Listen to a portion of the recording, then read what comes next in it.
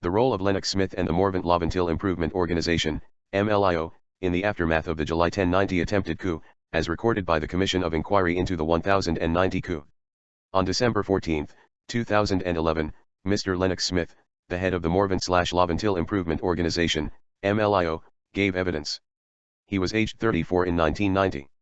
MLIO has been an NGO since 1986. It was created, as Mr. Smith said, because, at that time there were a number of young persons who were either unemployed on the block or had been trained and acquired certificates but were unemployed. The MLIO was a response to those problems that we saw developing in the Laventil area in particular. It was designed to have a three-pronged approach.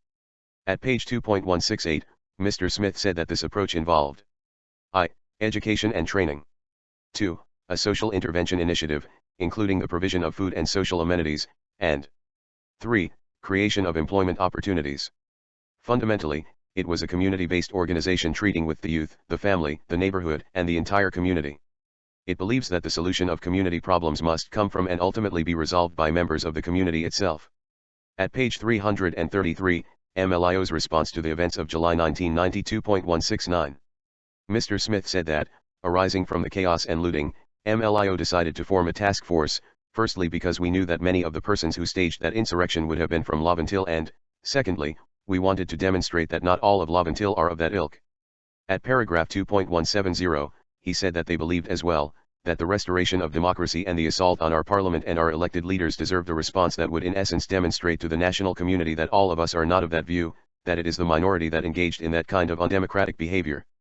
At paragraph 2.171, MLIO has a trade school and they targeted all of the companies that needed assistance following the looting.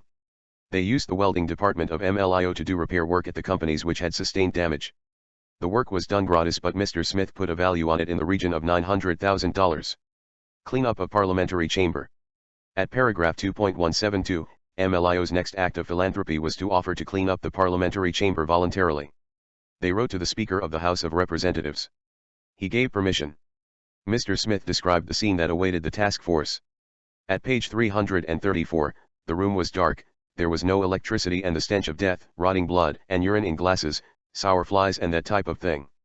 At paragraph 2.173, there were between 25 and 30 volunteers, including Mr. Wilfred Farrell who had contested the Laventil East seat, Ms. Henry, and Mr. Edward Ramsey, strong man, one of the supervisors at MLIO. Mr. Smith said that he saw Mr. Ramsey shed tears. It brought out intense feelings of hate, revenge, and extreme sadness towards the Muslimin. The feeling towards Prime Minister Robinson was absolute unadulterated love. At paragraph 2.174, in the course of cleaning the chamber, the task force found the left side of a high-heeled shoe, very expensive looking. It belonged to Mrs. Muriel Donowim Davidson. They returned it to her. The cleaning exercise finished about 5:00 p.m. Subsequently, the Speaker and the President of the Senate expressed their gratitude to MLIO. The maces at paragraph 2.175 of the Commission report said. While cleaning the chamber and surrounding areas, the task force came upon 2 maces which were badly damaged. They called the Speaker and offered to have the maces repaired. They identified a goldsmith from Morvant who could carry out the repairs. On page 335 the report said.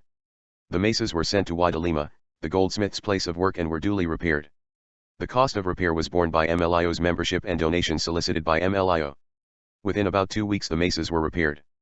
A function was duly held at MLIO's facility in Fernandez compound in appreciation for the work of the organization. Prime Minister Robinson presented MLIO with a picture of the repaired maces. Those who died mention at paragraph 2.176.